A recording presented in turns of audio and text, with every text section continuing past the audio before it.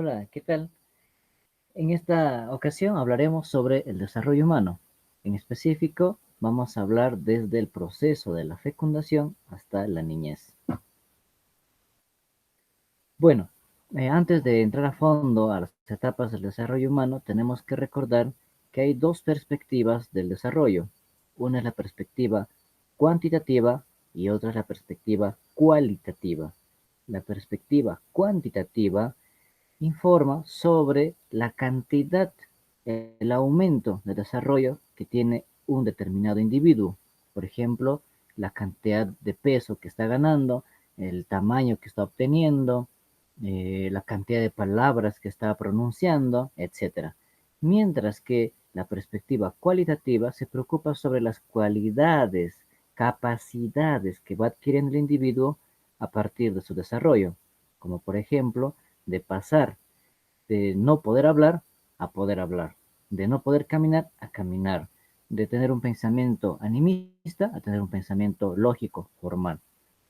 Eso en específico para poder entender las perspectivas del desarrollo humano. Muy bien, ahora sí, podemos diferenciar de manera general el desarrollo humano en tres grandes etapas. En primer lugar, la etapa prenatal o la etapa de gestación. En segundo lugar, la etapa perinatal o trabajo de parto y finalmente la etapa postnatal. Muy bien, entonces centrémonos en este momento en la primera etapa, la etapa prenatal o gestación. Es el proceso que abarca desde la concepción hasta los momentos previos al parto. Tiene una duración promedio de 280 días o 40 semanas, bueno, cuando hablamos de meses, 9 meses. La etapa prenatal comprende tres estadios, tres fases. La fase germinal, que se produce desde la fertilización hasta las 2 primeras semanas. La etapa embrionaria, que se produce de la segunda a las 8 semanas. Y la etapa fetal, de las 8 semanas hasta el momento de nacer. Muy bien, veamos entonces el primer estadio, la primera fase de la etapa prenatal. Tenemos a la fase germinal, ¿ya? La primera etapa, ¿está bien? Bueno, la etapa o la fase germinal, bueno, surge como consecuencia de la cópula y de la eyaculación, que va a permitir que los espermatozoides viajen desde el útero hasta la trompa de falopio, donde surge la posibilidad de que se va a encontrar con un óvulo fértil y lo va a fecundar. Muy bien, la fase germinal está dividida en tres etapas: fecundación, traslación e implantación. Muy bien, como ustedes pueden ver en el gráfico de movimiento, ahí se grafica de alguna forma, se ejemplifica cómo se produce la etapa de la fecundación, luego la traslación y finalmente la implantación. Al finalizar esta fase, las células que rápidamente se han multiplicado se especializan formando tres capas, una externa, una media y otra interna respectivamente. Muy bien, entonces pasemos a la segunda fase o estadio de la etapa prenatal, que es la fase embrionaria.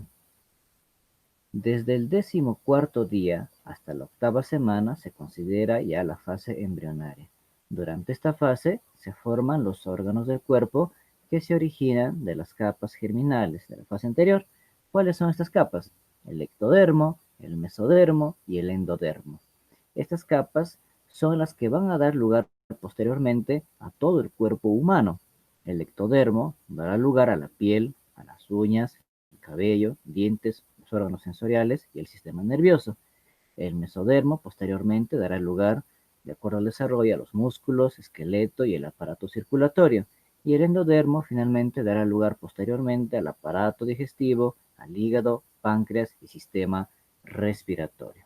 Muy bien, pueden ver en la imagen las tres capas que se producen justamente en la gástrula, ¿ya?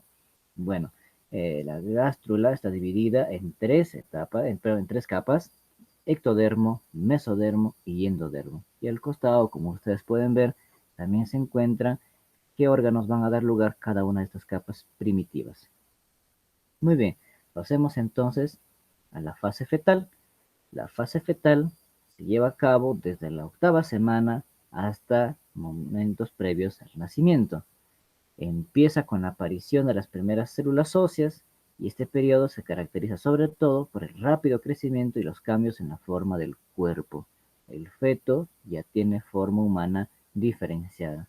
Aquí, por supuesto, el individuo, el producto, como lo llaman los obstetras, va a tomar forma, va a tomar tamaño y por lo tanto también se va a notar el embarazo. Las primeras semanas y meses del embarazo son imperceptibles, incluso la propia mujer no se da cuenta de que está embarazada, pero ya cuando ingresa a la fase fetal, aproximadamente ya, bueno, al tercer mes de embarazo, poco a poco el vientre de la mujer va a ir creciendo, va a tomar diversos tamaños dependiendo de la mujer que esté embarazada, pero de que se nota el embarazo ya se nota en el exterior. Muy bien, ahora pasemos a la segunda etapa del desarrollo humano, que es la etapa perinatal o proceso del parto. Esta está dividida en 3 etapas de labor. La primera etapa de labor se refiere a las primeras contracciones uterinas, que pueden durar de 10 a 12 horas aproximadamente, si bien estas podrían ampliarse también. Luego tenemos a la segunda etapa de labor. Se produce el nacimiento en la segunda etapa de labor. En esta etapa, la madre puja activamente al bebé hacia afuera. La mujer está trabajando en este momento para que el bebé pueda salir de dentro de ella. Y finalmente tenemos a la tercera etapa de labor. Se produce en esta etapa la expulsión de la placenta. Este proceso puede durar aproximadamente hasta 30 minutos o puede ser antes también. Muy bien, entonces hemos visto las dos primeras etapas del desarrollo. La etapa prenatal, ¿ya? Cada uno con sus fases, y también la etapa perinatal o proceso del parto con sus etapas de labor. Ahora pasemos a la etapa más larga del desarrollo humano, que es la etapa postnatal, es la etapa en la cual nos encontramos cada uno de nosotros. Es la etapa posterior al nacimiento. La palabra neonato significa literalmente recién nacido y se puede aplicar a los individuos hasta el primer mes de vida. En adelante, durante todo el año, el primer año de nacimiento, se le llamará al individuo lactante. Muy bien. Bueno, la primera etapa de desarrollo postnatal es la infancia. Y la infancia la podemos dividir en 2 etapas. La primera infancia, que va de los 0 a los 3 años, y la segunda infancia, que va desde los 3 hasta los 6 años. Muy bien. La primera infancia también se le llama las etapas de los reflejos. Posteriormente vamos a ver por qué.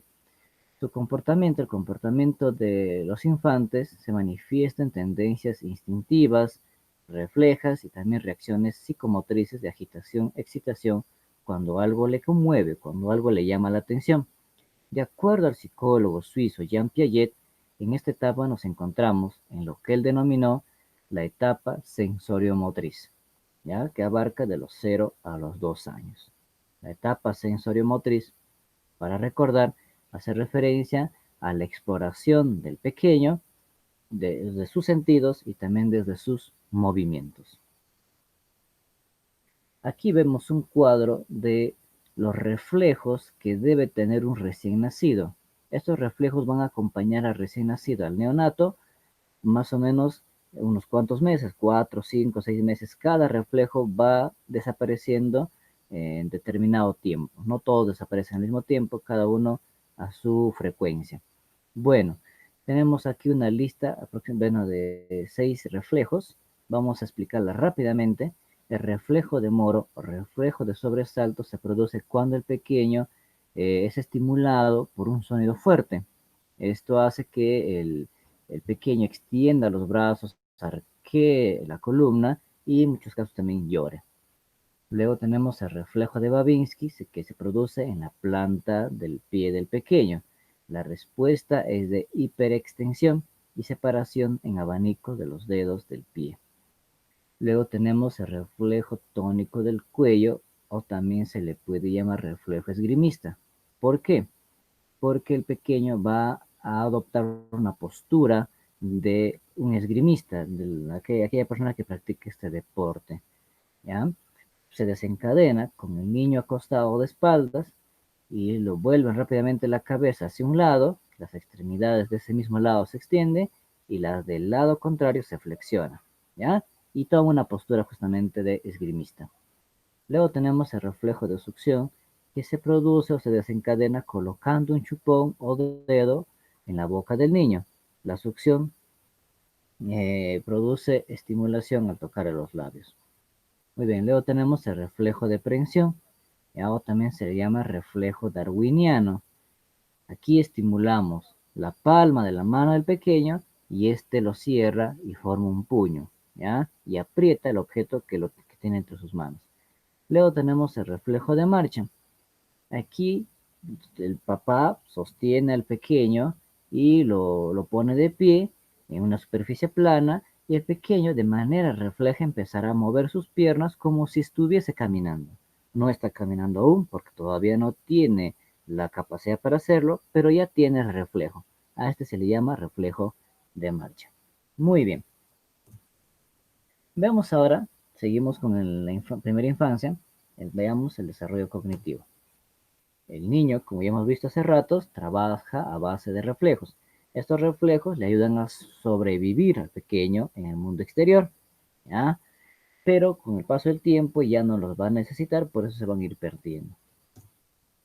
Bueno, también está íntimamente unido a tendencias instintivas, ¿no? Por ejemplo, llorar para todo, para que mamá venga y pueda calmar su hambre, pueda cambiarle la ropa, etc. Aprende a manipular objetos, aunque no puede entender la permanencia de estos, si no están dentro del alcance de sus sentidos. Es decir, una vez que un objeto desaparece de su vista, no puede comprender que todavía existe. A eso se le llama, esta capacidad que aún no adquiere el pequeño, se le llama permanencia del objeto o conservación del objeto. Pero el infante de esta edad, de 0 años por ejemplo, todavía no tiene noción de conservación del objeto. Para él, aquel objeto que no está frente a él simplemente no existe, no está. En esta etapa, el individuo atraviesa por la fase premoral, donde necesita de los adultos, pues él no es capaz de ceñirse a las normas sociales. Esta etapa de la moralidad también fue propuesta por Jean Piaget. En este caso, el pequeño, el bebé, el infante, todavía no tiene noción de normas, de reglas, de responsabilidad, así que necesita por completo a sus padres para poder llevar a cabo ese tipo de actividades. Vayamos ahora con el desarrollo afectivo. En este caso, vamos a hablar del apego. El apego se presenta durante el primer año de vida, no solo con su madre, sino también con su padre u otras personas. La ansiedad ante los extraños es una cautela normal que tiene lugar entre los 8 y los 12 meses. No todos los niños muestran ansiedad ante los extraños, pero el apego tiene que ser óptimo en relación a la madre, sobre todo con el adulto que lo está cuidando, para que el pequeño posteriormente pueda tener inteligencia emocional y pueda tener buenas relaciones sociales con otras personas. Muy bien. Luego tenemos el desarrollo físico-motor. Aquí encontramos dos tipos de desarrollo físico-motor. Tenemos el desarrollo cefalocaudal, que significa el dominio del cuerpo desde la cabeza hasta las piernas. ¿Ya? Aquí el pequeño primero domina y aprende a controlar los músculos del cuello para sostener la cabeza, posteriormente la columna, ¿ya? Y finalmente las piernas y va a poder caminar. Luego tenemos el desarrollo próximo distal, que hace referencia al control de nuestros órganos, en primer lugar de los que están más cerca de la cabeza y luego los que están más lejos de la cabeza. En este caso, nosotros podemos controlar, por ejemplo, primero los brazos, luego la mano y finalmente los dedos. ¿Ya? Muy bien. Ahora, en general, ¿qué logros importantes tiene el infante? Vayamos a ver algunos de ellos. Al primer año y medio, el infante debería caminar solo, sentarse solo, arrastrar un juguete, volver 2 o 3 páginas de un libro, tirar la pelota o trazar garabatos también con lápices. A los 2 años, el infante ya debe correr bastante bien, comer solo con la cuchara, levantar torre de 7 o más cubos, dar puntapiés y encajar formas sencillas. Y a los 3 años ya debe subir y bajar escaleras con fluidez, debe preferir correr, caminar por encima de una raya, ¿no? En forma de equilibrio, caminar de puntillas y también saltar sobre un pie. Muy bien.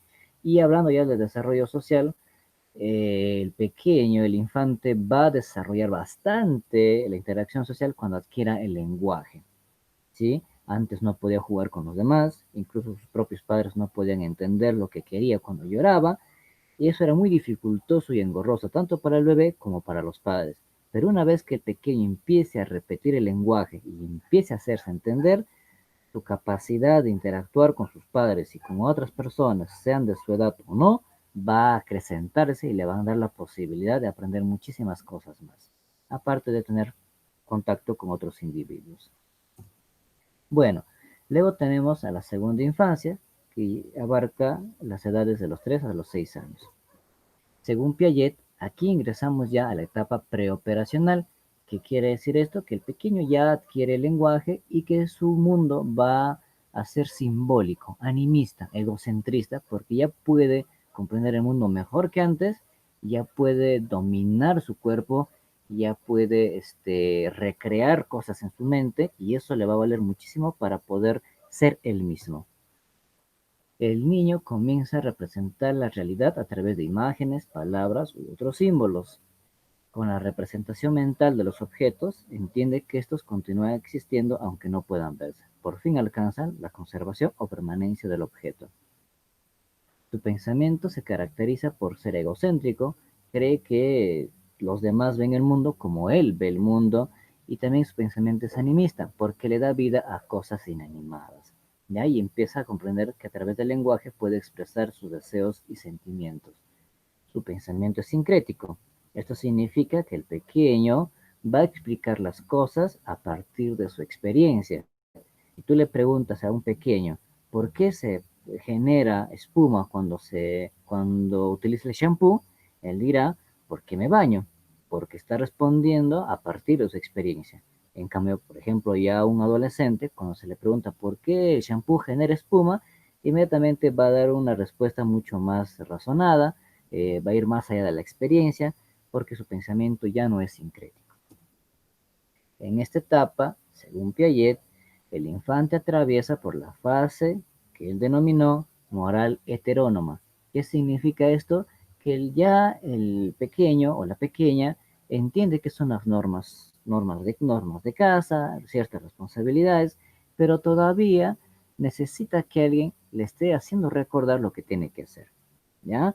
Y bueno, en muchos casos lo que busca es ser premiado cuando hace las cosas bien y evita ser castigado cuando hace las cosas mal.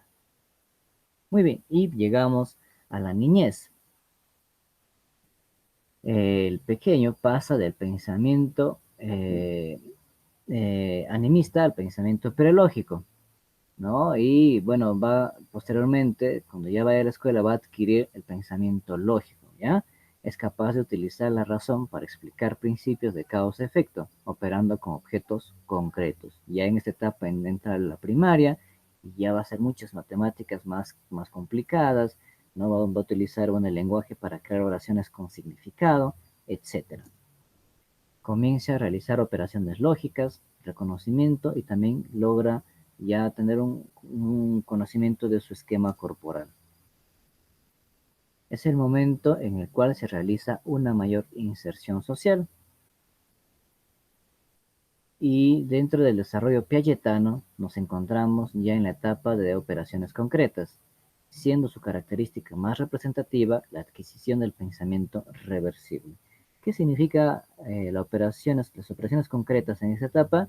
Que el pequeño, por supuesto, ya tiene un pensamiento lógico, ya hace matemáticas, ya hace lenguaje, ya entiende historia, incluso hace ciencias. Sin embargo, las cosas para él solo suceden en el aquí y en el ahora. El pequeño no tiene un pensamiento a futuro, no tiene pensamiento hipotético. Para él todo debe ser aquí y ahora y en este momento. ¿Ya? Cuando alguien le dice a un niño, te voy a comprar tu juguete mañana, es difícil de comprender para ellos porque para ellos el mañana es mucho tiempo, es demasiado. O cuando le dices, bueno, sácate buenas notas este año y a fin de curso o en diciembre te voy a comprar tal cosa, es una promesa muy, muy larga de esperar porque ellos tienen un pensamiento concreto en el aquí y en el ahora, totalmente diferente de un adolescente, ¿no?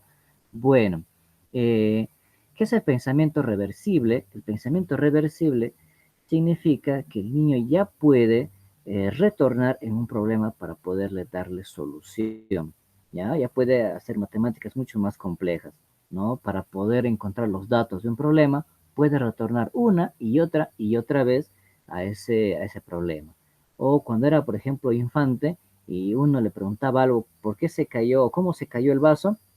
Era difícil de que el pequeño te contase exactamente lo que ha sucedido para que se rompa el vaso, pero ya una persona de esta edad, un individuo de esta edad, ya puede decirnos cómo sucedieron las cosas, cuáles son los antecedentes, qué estaba pasando, qué estaba haciendo él y cómo fue que se rompió el vaso. Y es capaz de retornar por un problema para poderle darle solución. Muy bien, entonces llegamos a la etapa de la niñez y con esto terminaríamos esta primera parte del desarrollo humano. Muchas gracias.